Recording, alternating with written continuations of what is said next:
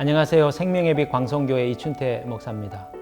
제가 작년 초부터 근육이 조금씩 줄어드는 것을 느끼면서 건강에 위협을 제가 느끼게 되었습니다.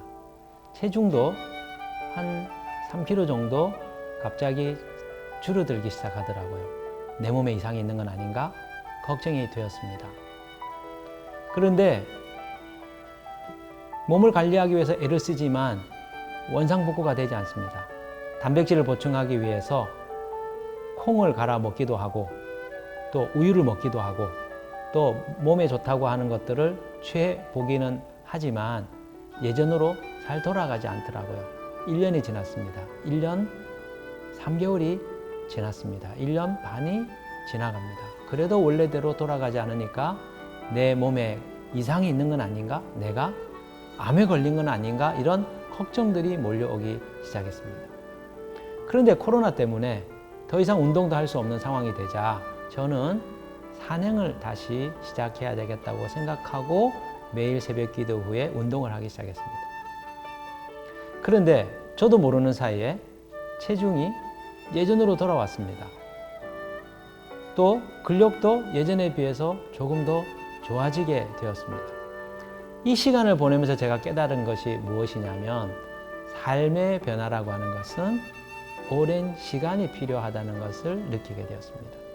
영적인 것이든 사람과의 관계이든 아니면 가족 관계이든 아니면 경제적인 어떤 변화이든 모든 부분들에 있어서 시간이 요한다는 것을 알게 된 겁니다. 여러분, 하루하루 내가 바라는 것들이 이루어지지 않는다고 너무 힘겨워하지 마십시오. 하루하루의 일들로 인해서 여러분 염려하거나 걱정하지 마십시오. 중요한 것은 내가 바른 방향으로 주님과 함께 나아가고 있느냐 하는 것이 중요합니다. 때가 되면 주님의 은혜의 길이 열리게 되고 때가 되면 건강도 회복되고 때가 되면 관계도 회복되는 결과들을 여러분들이 보게 될 겁니다. 오늘 하루 주님 안에서 그 믿음을 가지고 사시는 여러 성도님들 되시기를 축복합니다. 눈물로 씨를 뿌리면 시편 126편 5절. 눈물을 흘리며 씨를 뿌리는 자는 기쁨으로 거두리로다.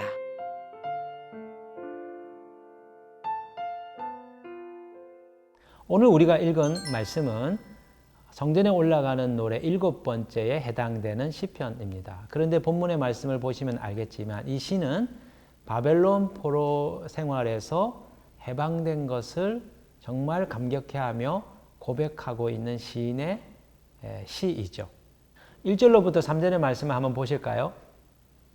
1절에 여호와께서 시온의 포로를 돌려보내실 때에 우리는 꿈꾸는 것 같았도다. 바벨론 포로에서 해방된 그 감격을 회상하면서 지금 표현하고 있는 겁니다. 정말 꿈을 꾸는 것 같다는 것이죠. 한번 상상해 보십시오. 우리가 일제 식민지에 36년간 지배를 당하였잖아요. 거기서 해방되었을 때 어떤 기분이었을까? 어떤 마음이었을까? 상상하며 이 본문을 한번 들여다보면 생동감이 있을 겁니다. 2절 말씀 보시면 그때 우리 입에는 웃음이 가득하고 우리 혀에는 찬양이 찼었도다. 그때 문나라 가운데서 말하기를 여호와께서 그들을 위하여 큰 일을 행하셨다 하였도다. 입에는 웃음이 있습니다. 입술에는 웃음기가 가득합니다. 얼마나 행복했겠습니까? 그리고 입술에는 여호와께서 우리를 위하여 큰 일을 행하셨다라고 하는 찬양이 흘러나왔다는 것이죠. 3절에 보시면 여호와께서 우리를 위하여 큰 일을 행하셨으니 우리는 기쁘도다. 여러분, 예레미야의 예언처럼 바벨론 포로 70년이 지나면 너희가 고토로 돌아오게 될 것이다. 너희들의 본향으로 돌아오게 될 것이다. 그 예언이 성취되고 이루어진 것이죠. 얼마나 놀랍습니까? 그들은 여호와께서 우리를 위하여 약속하신 대로 이루셨다. 하나님의 이름을 높이며 찬양하지 않을 수가 없었던 거죠. 시의 전반적인 분위기는 기쁨이 가득하고 있습니다. 시의 전반적인 흐름은 감격으로 덮어져 있습니다. 한번 곳곳을 한번 살펴보실까요? 1절에 보면 내가 꿈꾸는 것 같았다. 이렇게 표현합니다. 2절에는 내 입에는 웃음이 가득했다. 내 입술에 웃음기가 머물러 있다라고 표현합니다. 3절에는 여호와께서 큰 일을 행하셨다. 우리를 위하여 큰 일을 행하셨다. 감탄하면서 막 소리 높여 찬양하고 있는 모습이 나오는 것이죠. 그런데 오늘 이 본문에 보면 자신의 그 감동과 감흥만을 표현하고 있는 것이 아닙니다. 4절로부터 5절에 의하면 그는 남은 포로들을 위하여 기도합니다. 남아있는 포로들도 자신처럼 이스라엘로 예루살렘으로 돌아오게 해달라고 하는 간구를 하고 있는 것이죠. 4절 5절 한번 보겠습니다. 여호와여 우리의 포로를 남방 시내들 같이 돌려보내소서. 눈물을 흘리며 씨를 뿌리는 자는 기쁨으로 거두리로다.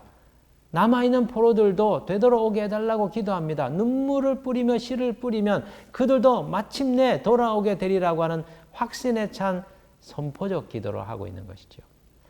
그렇다면 시편을 수집한 이 편집자는 왜 이 시를 성전에 올라가는 노래에 포함시킨 걸까요? 이 시를 되뇌이면서 이 시를 읊조리면서 그가 기대했던 것은 무엇일까요?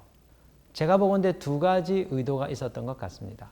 첫째는 아직 벗어나지 못한 억압이나 구속이나 눌림으로부터 벗어날 수 있도록 하나님께 기도하자는 것입니다.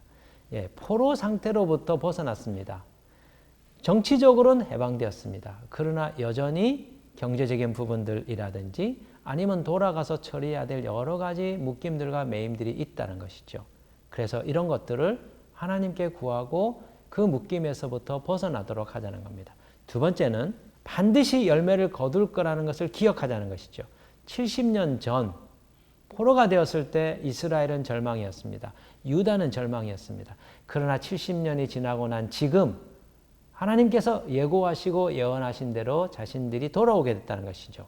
마찬가지로 남아있는 모든 포로들마저 하나님께서 완전히 구속하실 것을 우리가 바라보고 기대하자는 것입니다.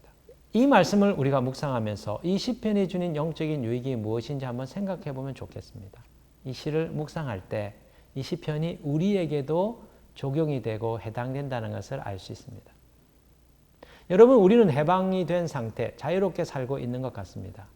그러나 여러 다른 영적인 차원에서 보면 저희들도 우리들도 영적인 묶임과 매임 가운데 있다는 걸 알 수 있죠. 어떤 분들은 가난의 매임에 묶여 있습니다. 아무리 애를 쓰고 아무리 노력하여도 경제적인 어려움에서부터 벗어나지 못하는 상태로 지속하고 있는 분들이 있습니다. 우리 하나님은 오병이어의 기적을 통하여 우리에게 경제적인 부분들에 대한 구원을 보여주셨습니다. 이 묶임으로부터 우리가 벗어나야 된다는 것이죠. 두 번째는 가족이나 친구나 부부나 여러 종류의 사람들과의 깨어진 관계가 있습니다. 이 관계가 풀어지지 않습니다. 그 영적인 묶임이 있습니다. 역시 우리가 이 묶임에서부터도 해방돼야 된다는 것이죠. 또 어떤 분들은 상한 마음이나 그리고 상처받은 마음으로 살아가는 분들도 있습니다. 거절감이나 수치심이나 외로움이나 두려움이나 어린 시절로부터 받았던 그 상처에서 헤어나지 못해서 성격적인 부분들에는 어려움을 겪고 주변에 있는 분들과 부딪히거나 그리고 자기 자신을 극복하지 못한 채로 사는 분들이 있습니다. 상처에 묶여 있는 분들이죠. 또 어떤 분들은 중독적인 부분들에 있어서 매여 있는 분들이 있습니다. 게임에서 벗어나지 못하거나 인터넷 중독에 빠져 있거나 여러 종류의 술이라든지 여러 종류의 묶임에서부터 벗어나야 될 분들도 있습니다. 또 어떤 분들은 열등감, 우울함, 또 어떤 분들은 실패감, 이런 어떤 정서적인 묶임에서부터 벗어나야 될 분들도 있습니다. 예수 그리스도를 믿었으나 여전히 어떤 일정한 부분에 있어서 여전히 포로된 상태에 있는 분들이 있다는 것이죠. 사단이 우리의 어떤 특정한 죄나 우리의 상처들을 통하여 우리를 결박하고 있는 부분이 있는 겁니다. 주님은 예수 그리스도를 믿고 난 이후에 잔재로 남아있는 이 모든 묶임으로부터 우리를 온전히 자유케 해주기를 원하십니다. 그런데 오늘 주님이 시편을 통하여 이 시편을 통해서 뭐라고 말씀합니까? 눈물을 흘리며 씨를 뿌리는 자는 기쁨으로 단을 거두게 될 것이다. 눈물로 이 묶임에서부터 벗어나기 위하여 하나님 앞에 나아가 구하고 또 구하면 이 묶임에서부터 해방되는 일들이 일어나게 된다는 거예요. 저에게 한 젊은 집사님이 미국에 1년간 유학을 다녀오게 되었습니다. 그런데 이 집사님이 학창시절 자신이 기도했던 친구들 중에 한 분을 미국에서 만나게 된 겁니다. 학창시절 혼자 믿음 생활을 하고 있던 이 집사님은 자신의 친구들의 회심을 위하여 이 친구들, 내가 아끼고 사랑하는 이 친구들이 교회 나갈 수 있게 해주세요. 오랫동안 기도를 했습니다. 그리고 맨 마지막에 믿은 분이 자신의 친구라는 거죠. 맨 마지막에 믿은 분이 미국에 있는 친구라는 거죠. 이번에 미국에 방문했을 때, 미국에 유학을 갔을 때 이분을 만나게 된 겁니다. 근데 놀랍게도 지금은 이분이 믿음이 더 출중한 분이 되어 있는 겁니다. 미국에서 한의원을 운영하고 계신데 함께하고 있는 직원들과 매일 저녁에 예배를 드릴 정도로 믿음 생활을 너무 신실하게 하고 있는 겁니다. 도리어 친구에게 책망을 받았다는 거죠.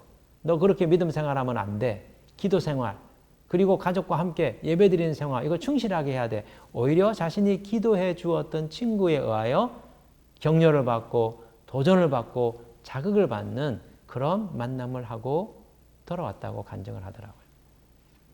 여러분, 우리가 친구의 구원을 위하여 기도하는 것, 이게 무슨 효력이 있을까? 그런 생각을 많이 합니다.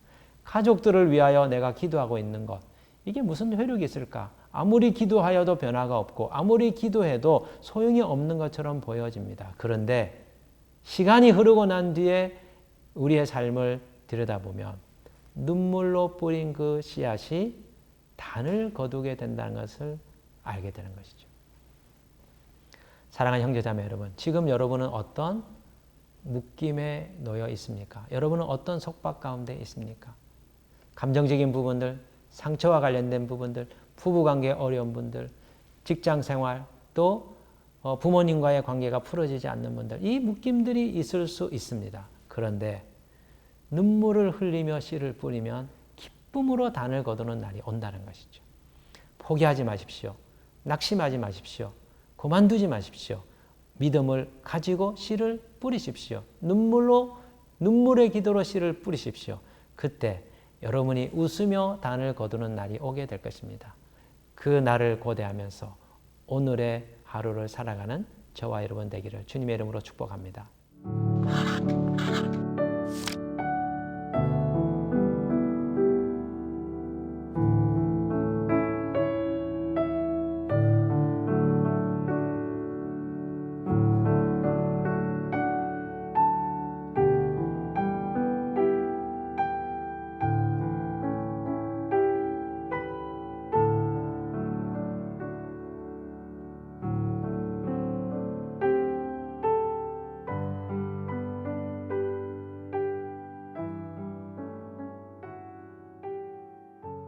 오늘 주신 말씀을 가지고 함께 기도하겠습니다.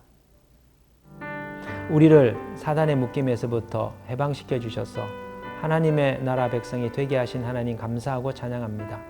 그러나 아직 남아있는 죄의 잔재들, 상처의 묶임들, 깨어진 관계들, 가난의 매임들, 주님 눈물로 씨를 뿌리면 기쁨으로 단을 거두는 날이 오게 될 거다. 그 묶임이 풀어질 거라 우리에게 말씀해 주시니 아멘으로 받습니다.